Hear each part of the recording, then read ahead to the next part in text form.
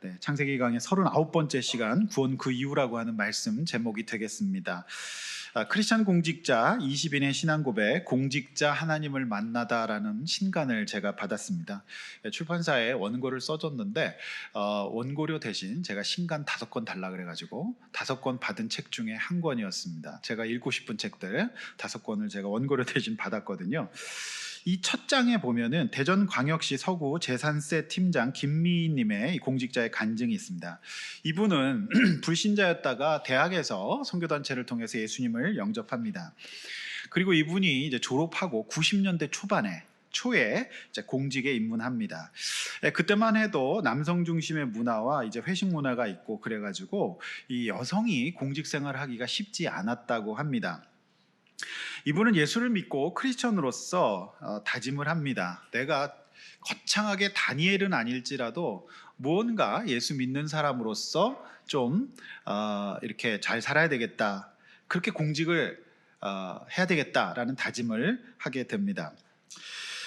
그런데 발령받은 지 얼마 안 된 신규 직원 때 이 기관장께서 세무직 전체 회식 자리를 만들어서, 그때만 해도 이런 문화가 있었습니다. 비위생적인데 잔 하나로 다 돌리는 그런 문화가 있었다고 합니다. 폭탄주를 이렇게 해가지고. 그런데 이분이 그거를 받지 않고 싶은 마음이 들었답니다. 그래서 사람들 앞에서 이 기관장이 3년 동안 재수가 없어라, 이렇게 아주 그냥 모욕을 줬답니다.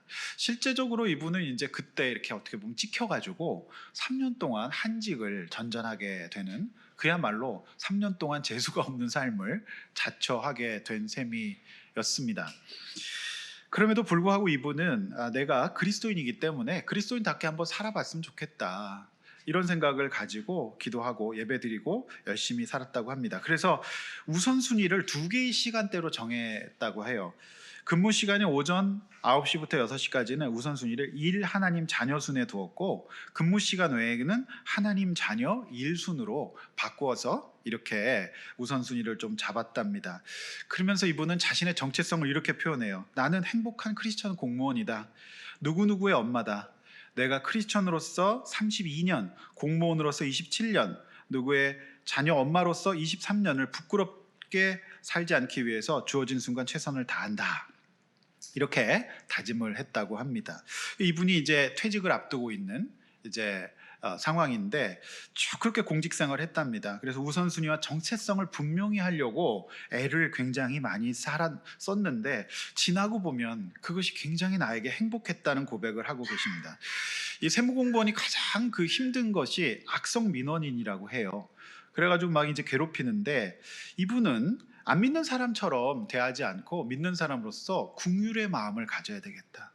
그래서 최선을 다했답니다. 민원 해결을 위해서. 그래서 안 된다는 얘기하지 않고 최선을 다해서 봉사하고 섬기면서 다 해봐도 안 될 때 그제서야 죄송하지만 어렵겠습니다, 이렇게 얘기를 하면 그 민원인들도 내가 얼마나 노력했는지를 알기 때문에 고마워하면서 포기했다라고 하는 것이죠.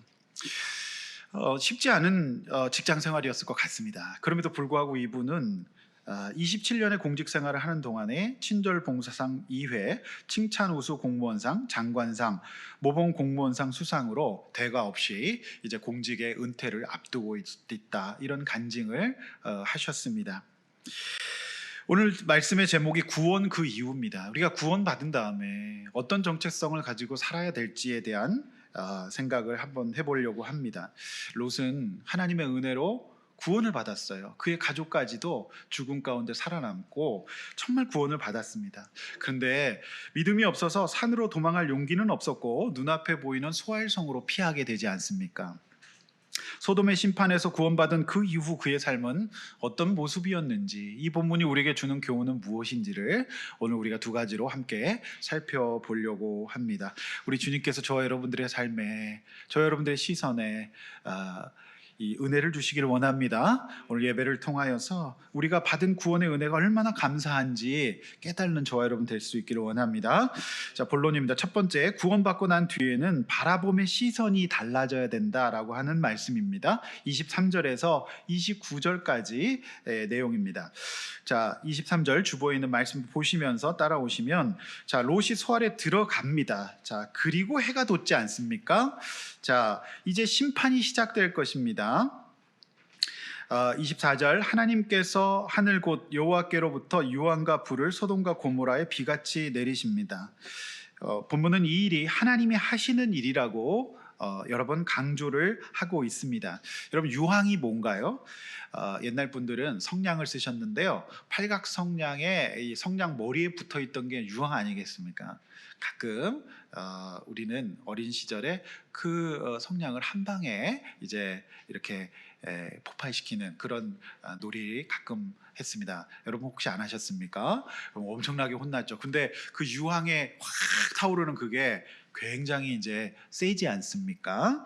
괜히 얘기했다 싶은 생각이 듭니다.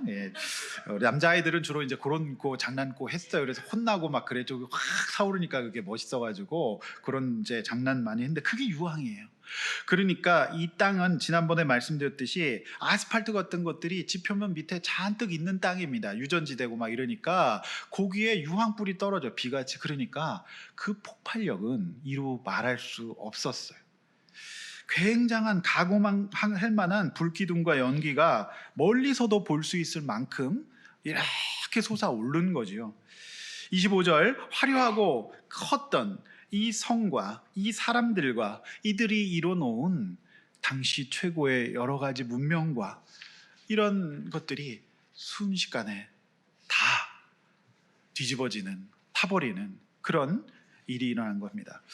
혹시 영화 오펜하이머라고 하는 영화를 보셨는지 모르겠습니다. 이 오펜하이머는 물리학자인데요, 이 일본 나가사키와 히로시마에 떨어진 핵폭탄을 개발했던 핵과학자였습니다. 자, 이분이 자신이 만들었지만 핵폭탄의 위력이 이 정도일지는 자신도 몰랐던 거예요. 해보니까 너무 어마어마한 거고 이걸로 인해서 지구를 멸망시킬 수 있다는 그 생각을 갖게 되는 겁니다. 너무 깜짝 놀랍니다. 그래서 이분이 그거를 개발한 다음에 이 핵을 사용하는데 제한을 해야 되고 관리를 해야 된다라고 하는 그 노력을 하다가 이분이 이제 쫓겨나시는 이제 그런 내용이 오펜하이머라고 하는 그 영화였습니다. 제가 볼 때는 그 폭발에 비견할 수 있는 굉장한 이제 일이 소돔에서 일어나게 되는 것이죠.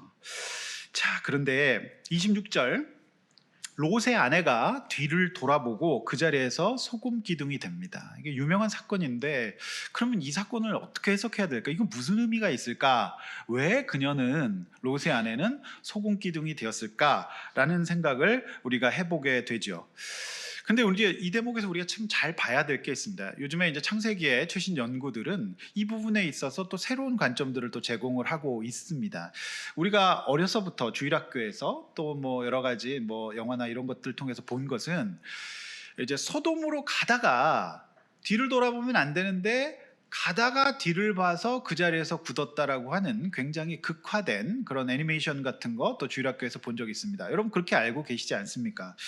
그런데 이걸 잘 보셔야 되는데 23절에서 이미 롯과 그의 아내 사위를 제외한 딸들은 이미 소알성에 들어간 것으로 보여요. 그래야 심판을 시작할 수 있기 때문이지요. 그렇지 않습니까? 그러니까 그 사위들은 농담으로 여겨서 안 들어왔고 지금 롯과 롯의 아내와 두 딸, 이 뒷부분에 이제 두 딸이 나오기 때문에 이 네 가족이 들어갔던 것으로 보입니다. 왜냐하면은 그들이 들어가지 않으면 심판이 시작될 수 없기 때문이지요. 그렇다면 그동안 우리가 들어온 것으로는 가다가 뒤를 돌아본 것으로 많이 봤는데 26절의 이 사건은 어쩌면 그녀가 소알성에 들어간 이후에 일어난 사건으로 볼 수도 있다. 그러니까 그 속에서 시선을 바꾸지 않았다라는 생각을 할 수 있고, 요즘 최근 창세기 연구자들은 또 그렇게 이제 보고 있고, 왜 롯이 그 소알성에서 떠날 수밖에 없었는지의 심리적 이유도 여기서 이제 또 찾을 수가 있는 것이죠. 어쨌든 중요한 것은 뭐 들어가다가 뒤를 돌아봤는가, 들어가서 뒤를 돌아봤는가, 뭐 그것도 뭐 중요하겠지만 그것보다 더 중요한 사실은 왜 그가 이렇게 이런 심판을 받았는지에 대해서 우리가 묵상을 해야만 되는 것이죠. 롯의 아내가 돌아보았다는 히브리어 나바트라고 하는 히브리어인데, 이거는 굉장히 묵직한 의미야. 단순히 뒤를 돌아봤다라고 하는 의미가 아닙니다. 여기서 롯의 아내가 돌아봤다는 것은 영어로 see, 그냥 봤다가 아니고 look at이에요. 그를 계속 주목해서 계속해서 집중해서 보고 있었다. 무슨 말입니까? 그녀는 지금 남편, 그리고 남편의 삼촌 아브라함의 중보기도 덕분에 소돔에서 살아남는 유일한 가족이 되었습니다. 그런데 그녀가 계속 바라봤던 것은 다른 데 있었어요. 무엇입니까? 그 소돔의 삶이었어요. 소돔에서 남겨두고 온 것들, 그리고 소돔에서 일궈놨던 것들, 소돔에서 누렸던 것들, 그것이 너무 아쉽고 그것이 다 순간에 없어지는 거. 혹시 내가 저 지하 창고에 놔뒀던 그 동전들은 그대로 있을까? 뭐 이렇게, 과연 진짜 소돔이 심판받아서 아무것도 남지 않았을까? 어떻게 됐을까? 뭐 이런 미련들의 이제 집합이었던 것 같아요. 그래서 여러분, 사실상 그녀는 먼저 남편이 그저 가자니까 그냥 따라온 것으로 보여요. 여전히 그녀가 바라보고 사랑하고 유지하고 싶은 그녀의 시선은 소돔에 두고 온 소돔이즘의 삶이었어요.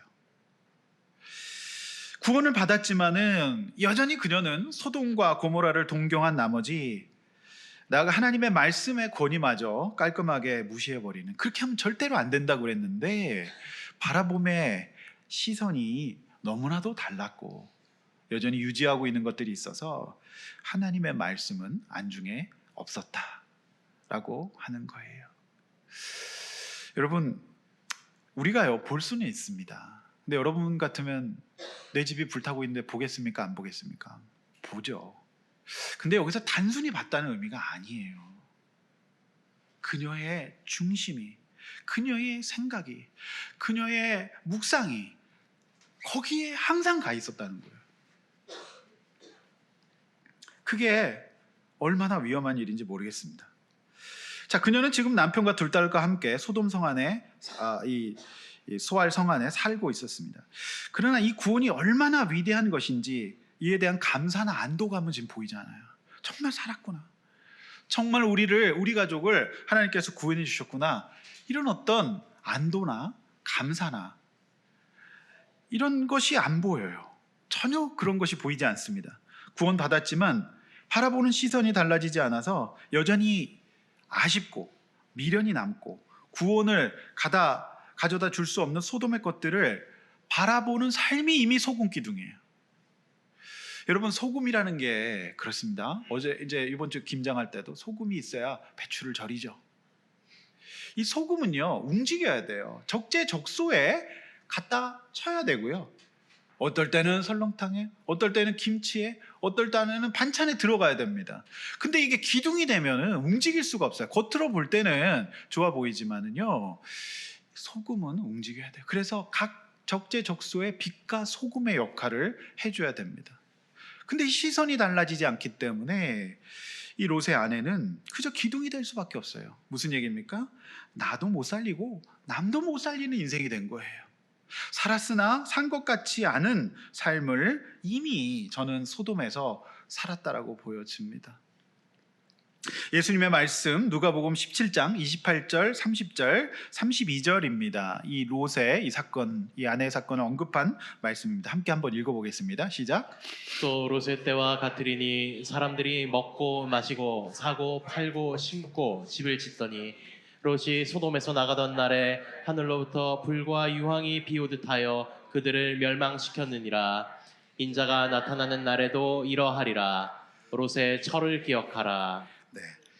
자, 예수님 말씀입니다. 자, 서론에서 인용해 드린 것처럼 이분은 공무원의 정체성이 아니었던 것 같아요. 공무원의 정체성도 갖고 있지만 바라봄이 우선순위가 바로 예수 그리스도, 이제 이 정체성을 갖고 있었는데 그래서 늘 이분은 그거를 look at 한 겁니다. 근데 많은 사람들이 구원을 받고 살아있음에도 불구하고 이제 다른 것들을 늘 바라본다라고 하는 거죠. 예수님 시대도 마찬가지예요. 예수님이 오셨는데 아무도 안 바라보는 거죠. 그래서 사람들 그저 먹고 마시고 사고 팔고 심고 집을 지어요. 물론 이런 것들도 중요합니다. 이게 이제 극단화되면 안 됩니다. 현실을 살아가야 됩니다. 그러나 바라보는 시선의 우선순위가 중요하다라고 하는 거예요. 여러분, 안 볼 수 없습니다. 볼 수밖에 없죠. 그래서 예수님께서 이 예수님 당시 남자들에게 네가 어떤 미녀를 보고 마음의 음욕을 품게 되면 안 되니까 잘라버려라, 이런 말씀하셨거든요. 이건 사실 굉장히 과격한 표현이죠. 그대로 자르라는 게 아닙니다. 우리 부모님들이 자녀들이 말 안 듣고 이럴 때 정말 너 그냥 죽어버려 막 이런 말을 나가 죽어 이런 말을 할 수도 있잖아요. 그러면 그 말을 순종하는 자녀 있습니까? 정말 죽어야 되겠다? 그건 아니거든요. 그 정도로 애통에게 변화받으라는 말이거든요. 그래서 예수님께서 그 말씀의 의미는 뭐냐면 우리는 볼 수는 있습니다. 근데 look at, 집중해서 계속 묵상하고 그거 막 촬영하고 이러면 안 된다는 거예요. 그걸 얘기하는 겁니다. 그래서 여러분, 우리가 이 세상의 화려함과 이 세상의 이런 것들을 보이죠. 안 볼 수가 없죠. 그러나 쓱 보고 볼 수는 있지만 그거가 인생의 목적이 돼서 거기 계속 매몰되고 그거를 묵상하는 그 삶을 살지 말아라 라고 하는 말씀이에요. 그래서 그냥 본 것으로 너무 죄책감 느끼지 마시길 바랍니다. 네, 백화점에는요 사시는 분들도 많지만 보는 손님이 훨씬 많은 거 아시죠? 네? 네? 그래서 우리가 시선의 그 우선순위와 그 중점이 어디 있느냐. 근데 이 롯의 아내는 그것이 전혀 안 됐던 것으로 보여집니다. 우리가 요즘 묵상하고 있는 욥기의 욥이 이런 일상이 중단되었을 때 하나님을 바라보잖아요. 이게 대단한 거죠. 그렇게 어떻게 보면 믿음 생활의 진수를 보여주고 있는 걸 수도 있어요. 네. 이런 것이 중단되지 않습니까? 지금 정확히 예수님 말씀처럼 먹고 마시고 시집가고 장가가고 이것이 중단되어 있는 상황이에요. 그 상황 가운데 이 욥은 하나님을 지금 계속해서 바라보는 이 시선을 주님께 옮기면서 자기가 받은 구원 이후의 삶을 유지해가고 있다라고 하는 겁니다. 성도 여러분, 볼 수는 있습니다. 그렇지만 정말로 우리가 주목하여 집중해야 될 것이 우리 하나님이었으면 좋겠습니다. 그 삶이 축복의 삶입니다. 그것이 우리 가운데 필요한 것이죠. 자, 그런가 하면 롯의 아내뿐만 아니라 소돔을 바라보는 또 한 사람의 시선이 있어요. 누가 그 소돔을 바라보고 있습니까? 바라보지 말라 그랬는데 아브라함이 지금 보고 있어요. 그런데 아브라함의 시선은 이 롯과는 전혀 달라요. 그의 시선은 먼저 여호와께 고정되어 있습니다. 그가 지금 헤브론에 있지 않습니까? 그리고 옹기가마의 연기 같은 치솟음을 봅니다. 자, 헤브론에서 이 소돔은 한 30km 정도 떨어져 있다고 해요. 그러니까 충분히 볼 수 있는 거리죠. 자, 봅니다. 자, 29절 말씀을 보아서 그날도 아브라함은 롯을 위해 중보하고 있었던 것으로 보여요. 롯의 아내 그리고 아브라함 둘 다 소돔을 바라보았지만은 이 바라봄의 시선은 360도 달랐어요. 바라봄의 시선이, 아브라함의 시선은 안타까움과 중보와 긍휼의 그런 시선이 아니었겠습니까? 그래서 하나님을 바라보는 사람의 눈은 사람을 살리지만 소돔을 바라보는 사람의 눈은 자신도 그 누구도 살릴 수가 없다라고 하는 것이죠. 사랑하는 성도 여러분, 우리가 바라봄의 시선이 달라야 합니다. 우리가 세상의 화려함과 또 세상의 멋진 모습을 볼 때 그것을 누게타하여서 그것을 아쉬워하고 그것을 정말 애통해하면서 갖지 못한 내 인생, 없는 부족함 내 인생만 막 생각해 버리면 기둥과 같은 삶을 살 수밖에 없다. 아무것도 못해요. 어떤 유익도 주지 못하는 것이죠. 여러분, 우리가 구원받았습니다. 웬 은혜로 오늘 이 시간에 이렇게 추운 날 이렇게 우리가 예배의 자리에 있어요. 그리고 공동체에 소속되어 있습니다. 이 은혜를 하나님 주셨잖아요. 그러면 바라보는 눈과 시선이 바뀌지 않으면 안 되는 겁니다. 우리가 뭘 바라보고 있나요? 그것이 우리의 삶에 유연성을 줄 겁니다. 그것이 우리의 삶에 자기 효용감을 줄 거예요. 소금 기둥은 쓰임 받지 못해요. 소금이 쓰임 받습니다. 그래서 진짜 음식에 신경 쓰시는 분들은 정말 좋은 소금을 쓰시더라고요. 그 소금은요, 짠데요, 달대요. 그거 여러분 아십니까? 저는 그런 거 못 먹어봤는데 정말 그게 중요하다라고 하는 거고, 우리 몸에도 반드시 소금이 있어야 합니다. 이게 과했을 때 문제가 되지만 이게 없으면 사람이 사망할 수 있다라고 하는 것이죠. 성도 여러분, 오늘은 여러분 절대 뒤를 돌아보지 마십시오. 적어도 오늘은 뒤를 돌아보지 마시고 앞만 봅시다. 할렐루야. 우리 주님을 바라봅시다. 그것이 정말 저와 여러분들에게 필요한 거예요. 여러분 어디에 집중이 되어 있나요? 보이는 세상 속에서 우리가 시선을 주님께 옮기는, 그것이 구원받은 이후에 우리의 행복을 보장할 것입니다. 주님 안에 행복하시길 바랍니다. 바라봄의 법칙이 우리의 인생을 행과 불행으로 나눌 수 있다라고 하는 것입니다. 두 번째, 구원받고 난 뒤에도 믿음을 잃지 않고 깨어 있어야 된다는 것을 우리가 알 수 있어요. 30절에서 38절 여러분 본문, 주보 본문 보시면서 따라오십시오.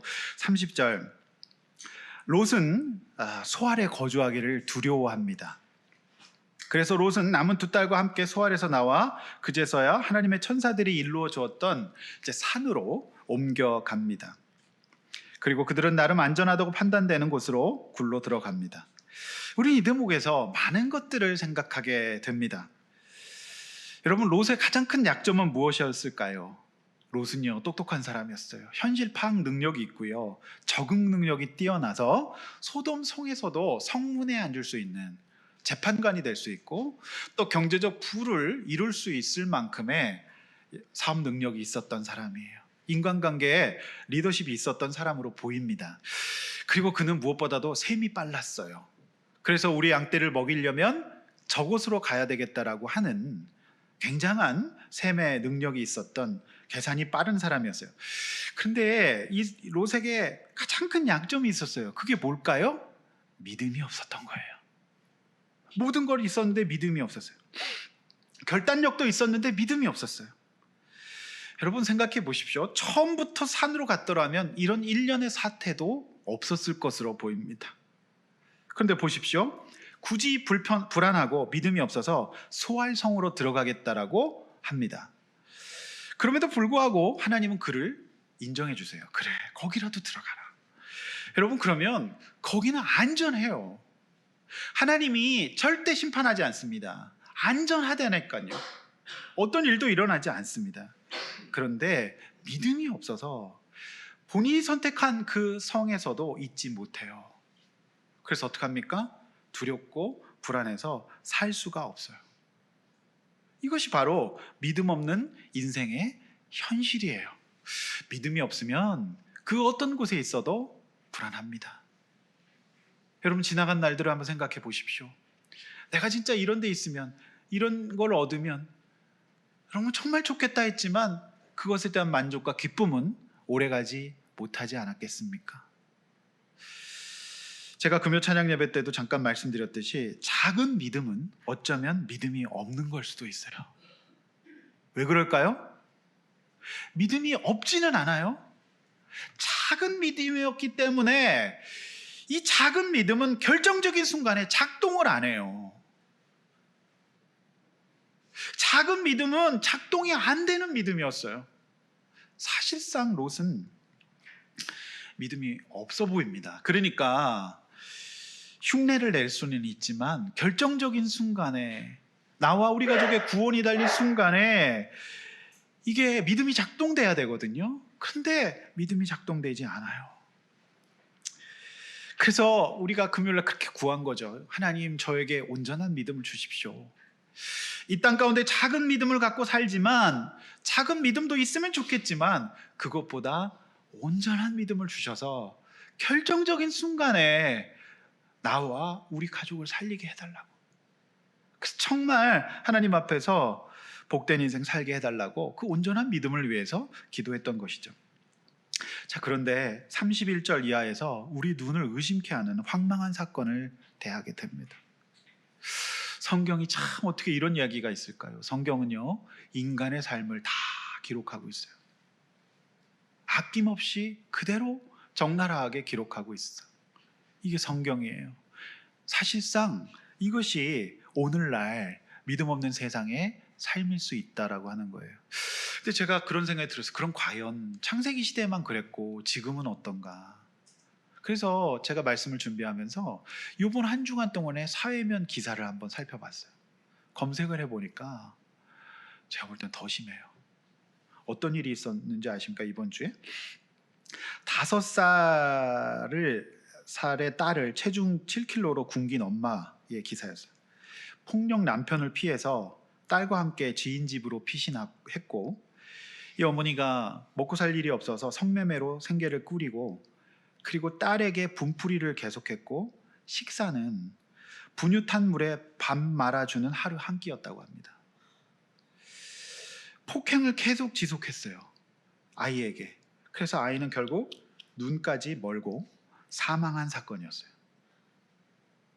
이 아이의 마지막 말은 엄마 배고파요였다고 해요.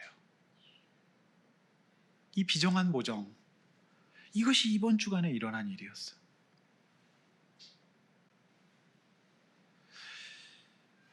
가정에서 폭력이 일어나고 성매매로 생계를 유지할 수밖에 없는 사람이 있습니다. 그런가 하면 이런 일이 있었어요. 돈을 달라며 어머니를 때려 전치 8주의 상해를 입힌 20대가 실형을 선고받았다. 네. 어머니들, 아들 있는 어머니들 조심하십시오.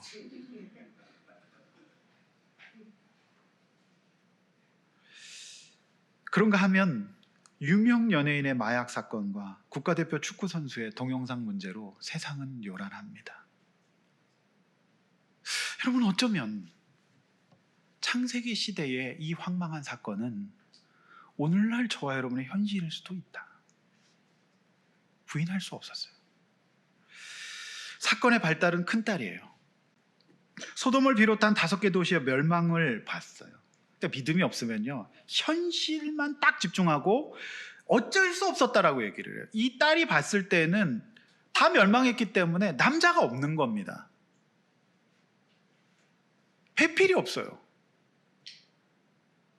그러니까 믿음이 없으면 더 넓게 못 보고 지금 이 현실만 딱 보는 겁니다. 그래서 논리를 가져요. 명분을 가져요. 배필이 없다는 거예요. 여러분, 믿음 없는 세상에는요, 그럴 만한 이유와 사연이 다 있어요. 어쩔 수 없지 않았느냐라고 하는 겁니다. 그래서 그녀는 32절에서 아버지에게 술을 마시게 하고 동침해 후손을 이어가자는 어이없는 계획을 세우고 실행하게 됩니다. 여러분, 예나 지금이나 이 팔레스타인 지방의 여름은 40도로 웃돌고 밤에는 서늘해지는, 그야말로 포도 농사가 잘 될 수밖에 없는 그런 지역이라고 해요. 그러니까 여기서 이 나온 포도가 우수하고 이걸로 담근 포도주는 지금도 도수가 높기로 유명하답니다. 끝내주는 거죠. 그런데 안타까운 거는 33절에서 롯은 그 독주를 먹고 필름이 끊겨 기억이 없어요. 기억이 없어요. 자, 34절입니다. 이틀날 언니는 동생에게 같은 계획을 설명합니다. 자, 그러면 이 동생 입장에서 어떻게 해야 될까요? 먼저 일단 등짝을 스매싱을 한번 해야 됩니다. 언니 미쳤어? 이러면서 해야 되지 않겠습니까? 그래서 오늘 제가 우리 두 형제에게 물어봤어요. 이러면 어떡하겠느냐? 본인들은 등짝 스매싱을 하겠대요. 이게 말이 안 되는 거잖아요. 그러면 미쳤냐 그러면서 정신 차리라고 등짝을 쳐야 되잖아요. 그런데 어떡합니까? 동생은 그 말 그대로 해요. 이날 역시 롯은 또 독주에 취해서 필름이 끊겨서 기억을 못해요. 왜 이러는 걸까요? 우리는 지난 창세기 읽기를 통해서 그 이유를 짐작할 수 있어요. 롯은 소돔을 선택했어요. 사실상 복의 근원이었던 삼촌 아브라함을 떠나는 사건이 인생 최대 패착이었어요. 하나님이 아브라함을 택하셔서 복의 근원으로 지정하셨어요. 근데 아브라함이 잘나서가 아닙니다. 근데 하나님이 그렇게 하셨기 때문에 이 복의 근원인 아브라함을 떠나는 순간부터 롯은 망가지기 시작한 거잖아요.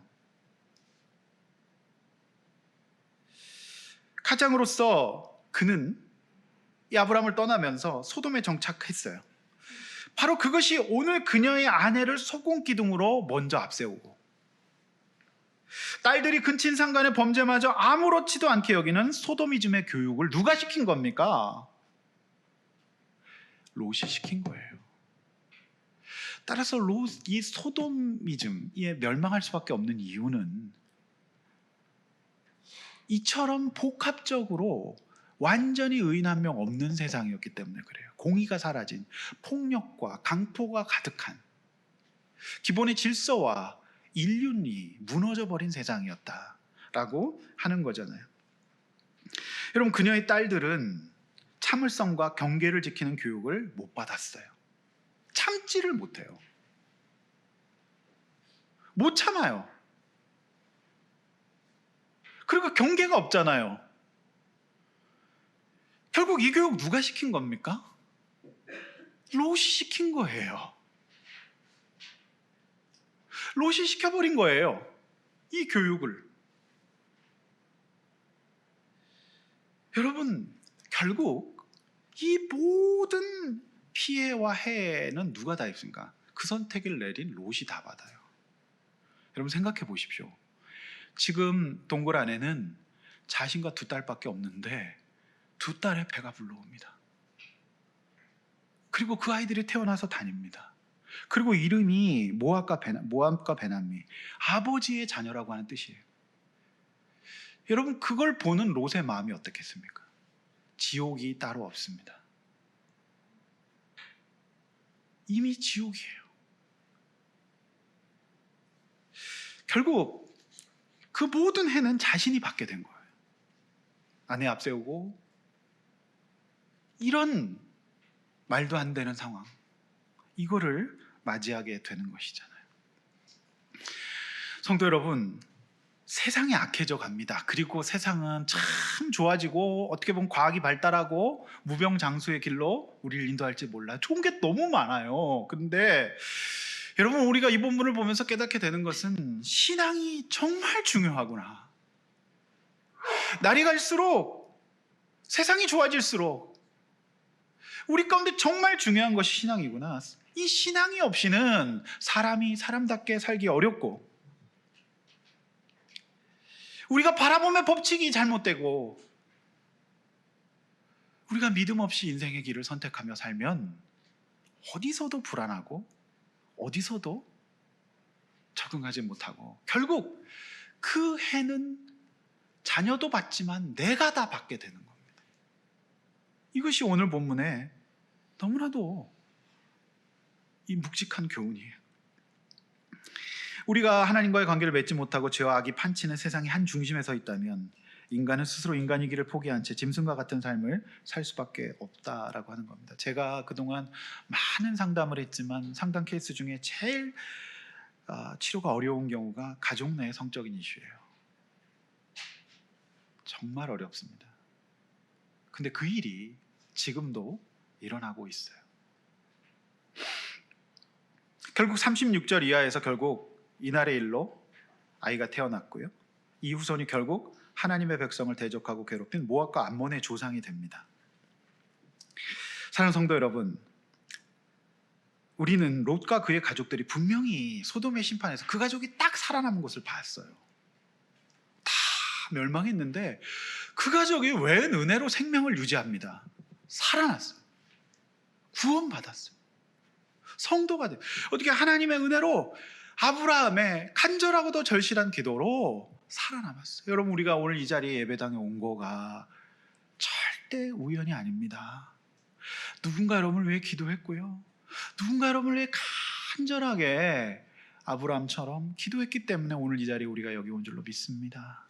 아무리 생각해봐도 제가 목사가 되고 여기까지 온 거는 정말 저를 위해 기도했던 저의 교회 지체들, 그리고 저의 선생님, 저희 목자님들 때문이었다고 믿습니다. 우리 장모님의 기도 때문이었다고 저는 믿습니다. 여러분, 정말 이거는 하나님이 택하셔서 여기까지 인도하신 거예요. 지난주 우리 세례 받으시는 가정 정말 기적 중에 기적입니다. 어떻게 올 수 있었을까? 생각해봐도 신기하지 않으세요? 그렇지 않아요? 정말 놀랍습니다. 그러면 어떻게 될 것 같습니까? 여러분, 백보 양보해서 늦게라도 산으로 도망한 것을 인정해 준다 칩시다. 근데 저는요, 인간적으로 롯의 행동이 이해가 되기도 해요. 여러분 생각해 보세요. 이 소금 기둥이 된 시점이 만약에 성 안에 들어와서였다면, 여러분, 아내의 시신이 있는데 그곳에 살고 싶겠습니까? 옮기고 싶겠죠. 그리고 더군다나 이 소돔 사람들이 심판당하는 사람의 아우성과 열기, 그 매캐한 냄새가 느껴지는 그 소알성에 있고 싶겠습니까? 벗어나고 싶겠죠. 그러니까 처음부터 산으로 갔었어야 돼요. 믿음이 없으면 내가 선택한 차선은 나에게 해결이 되지 않는다라고 하는 거예요. 성도 여러분, 이 세상 가운데 정말 우리가 주목해야 될 것이 무엇일까요? 그리고 나는 뭘 키워야 될까요? 그리고 내 자녀들에게 우리는 뭘 보여야 될까요? 그래서 이게 중요한 거예요. 아니면 내가 받게 됩니다. 그래서 이렇게 추운 날, 제가 어제 이 말씀을 준비하고서 오늘 우리 성도님들 한 분 한 분을 연락할 수밖에 없었어요. 기도하면서 오늘 예배를 드리고 우리를 회복합시다. 시선을 바꾸고 살았으나 산 것 같지 않는 삶을 이제 그만 삽시다. 그 말씀에 권면으로 중보하며 여러분들에게 연락을 드렸습니다. 저는 이제 심리적으로 봤을 때 이 롯은요, 외상 후 스트레스 장애예요. PTSD. 그러니까 사람의 사망이나 사고나 또 뭐 이런 거를 보면 사람이 외상 후 스트레스 장애라는 걸 겪게 돼요. 그래서 아무것도 못하고 현실을 못 살아가거든요. 정확하게 PTSD 장애예요. 요즘 뭐 군인들은 이제 군대가 PTSD라고 그러는데 어쨌든 이게 이제 너무 힘든 겁니다. 정신의학 신문에 실린 정신과 PTSD 전문의 유길상 선생님은 외상 후 스트레스 장애 극복에 대해서 이런 조언을 합니다. 어떤 조언을 하냐면, 첫 번째 3가지인데요. 가족에게 알려라. 두 번째, 정신과 진료 심리 상담을 받아라. 세 번째, 어느 정도 회복되면 일상으로 빨리 복귀해야 이걸 극복할 수 있다라고 하는 겁니다. 아주 정확하고 적절한 전문의다운 진단이었습니다. 그런데 지금 이 정반대로 롯은 하고 있어요. 여러분, 제가 참 마음이 안타까운 거는 이 문제를 극복하려면 이야기해야 돼요. 자기의 마음을 나눠야 돼요. 얼마나 힘든지, 얼마나 후회가 되는지 가족과 나눠야 돼요. 근데 가족이 아니라면 가족 역할을 대신해주는 치료자나 또는 공동체 지체들과 나눠야 돼요. 여러분, 저는 참 이때라도 아내가 소금 기둥이 된 다음이라도 롯이 어디로 갔어야 될까요? 저는 삼촌에게 갔어야 된다고 봐요. 아버지 역할 했잖아요. 가족에게 가야 돼요. 헤브론으로 가야 됩니다. 이제라도 가야 돼요. 그런데 아버지와 같은 삼촌에게 나누면 살 수 있거든요. 왜냐하면 아버지를 위해, 이 롯을 위해서 늘 기도했거든요. 삼촌 잘못했어요. 제가 산으로 못 가고 소알밖에 못 갔어요. 내가 내 아내에게, 내 자식들에게 잘못 가르쳤어요. 그래서 내 자녀들이 내 권위를 인정하지 않고 나를 밟고 올라옵니다. 이게 제가 헤브론이 아니라 롯을 선택해서입니다. 이렇게 울면서 하면 아브라함이 얼마나, 그래, 애썼다, 그래, 수고했다, 너 정말 그래도 네가 이렇게 살아있으니 삼촌은 그걸로 기쁘다 하면서 그의 PTSD가 극복되지 않겠습니까? 그런데 성경에서 그런 모습을 찾아볼 수가 없어요. 그래서 그가 간 곳은 어디입니까? 굴로 들어갑니다. 그래서 그가 뭘 합니까? 결국 취하는 것밖에 없었어요. 독주에 취합니다. 여러분, 세상은 우리를 무언가에 취하게 만들어요. 성도 여러분, 롯은 그 상황 가운데 어떻게 했다고 수요일날 제가 말씀드렸죠?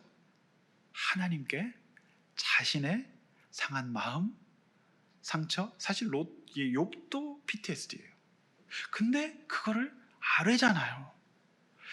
정말 아뢰입니다. 근데 여러분, 사울왕 어떻습니까? 안 아뢰요. 주님께 나가지 않아요. 그리고 더 강력한 이제 투사를 이용해서 폭력으로 그거를 이제 해결하려고 하지 않습니까? 여러분, 100번 다 이해한다고 칩시다. 그럴 수 있어요. 그러면 저는 첫날 실수했다면 다음날을 좀 깨어있으면 안 될까요?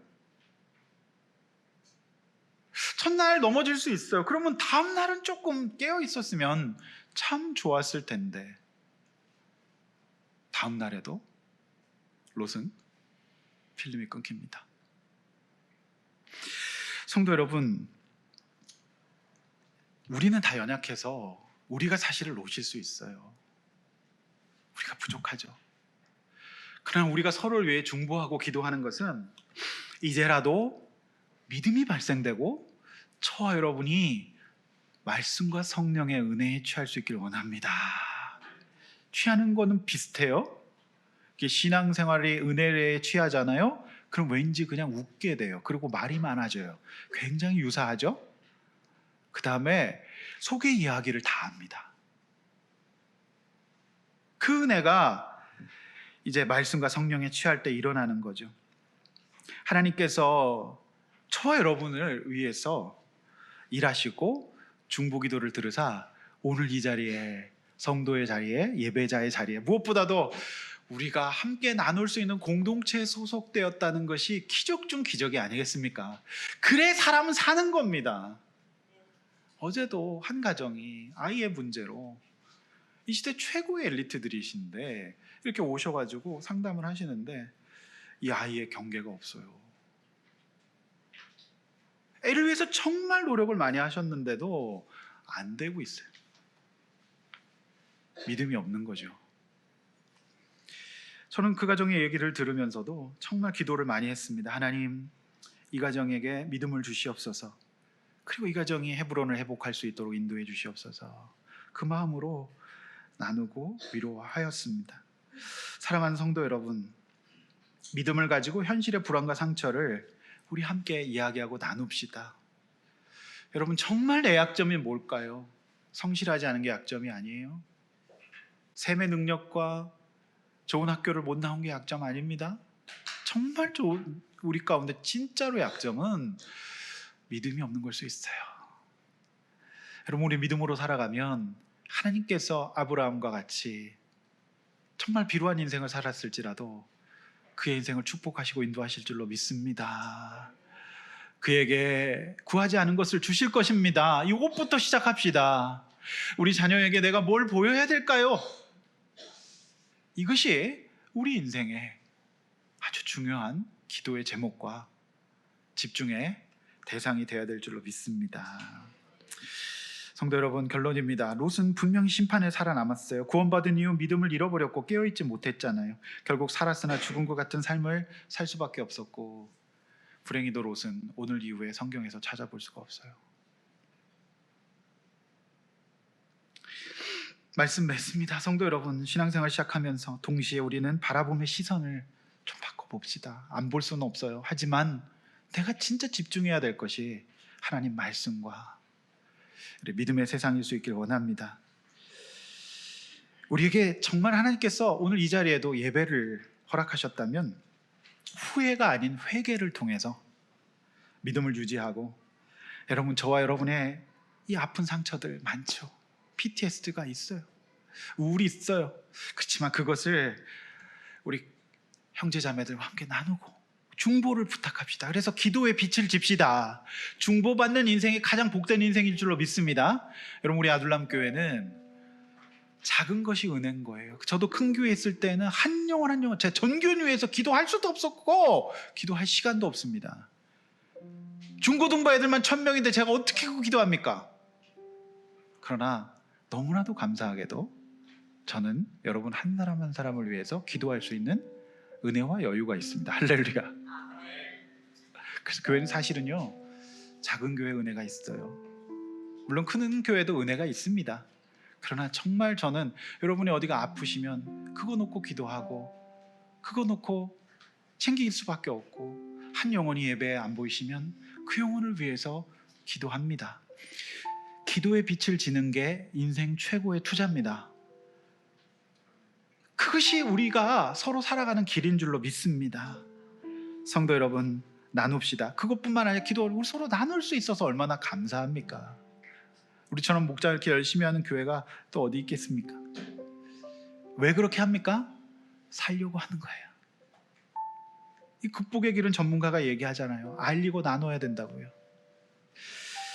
성도 여러분, 주님 앞에서 오늘 이 가정이 주는 교훈을 받고 살았으나 산 것 같이 하는 인생을 살지 않고요, 혹시 우리 가정이 이렇다면 하나님 앞에서 우리가 이제라도 시선과 그 다음에 주님 앞에서 바라본 것들 고쳐서 주님 앞에서 복된 인생, 축복의 인생 살 수 있기를 주의 이름으로 축원합니다. 이렇게 한번 나눠봅시다. 롯의 아내처럼 여전히 바라보고 있는 것이 무엇이 있을까요?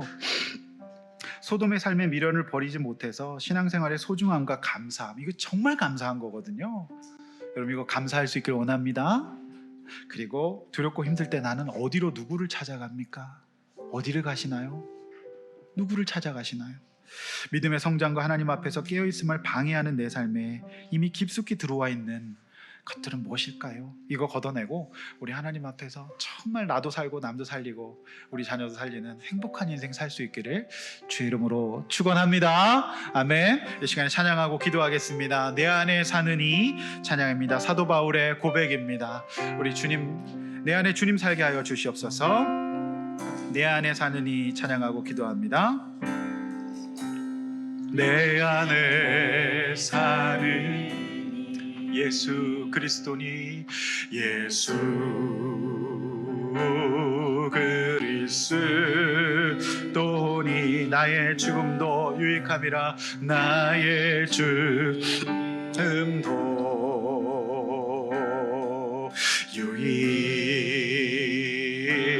유익하. 기도하는 마음으로 다시 한번 찬양하겠습니다. 내 안에 예수가 살게 하여 주시옵소서. 내 안에 사는 예수를 바라보기를 원합니다. 예수 그리스도니 나의 죽음도 유익함이라, 유익함이라. 하나님, 나의 왕이 되어 주시옵소서. 나의 왕, 내 노래, 내 생명, 또 내 기쁨, 나의 힘, 나의 공, 내 평화, 나의 주, 내 안에 사느니, 내 안에 사느니. 예수님, 예수 그리스도니 나의 죽음도 유익함이라, 나의 죽음도 유익함이라,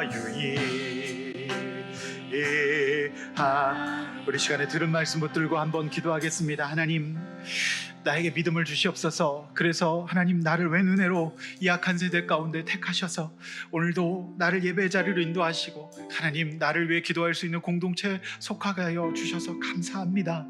하나님 아버지, 내가 참으로 살았으나 죽은 자 같은 소금 기둥과 같은 삶이 아니라 주님 앞에서 꼭 쓰임받고 효용감을 느끼고 복되고 행복한 인생 살게 해달라고. 그래서 우리 가정 하나님 아버지, 주님 앞에 후회가 아닌 이제부터 회개하고 정말 복된 인생 살게 해달라고 해달라고, 이 가정처럼 되지 않게 해달라고 주여 한번 외쳐 기도하겠습니다. 주여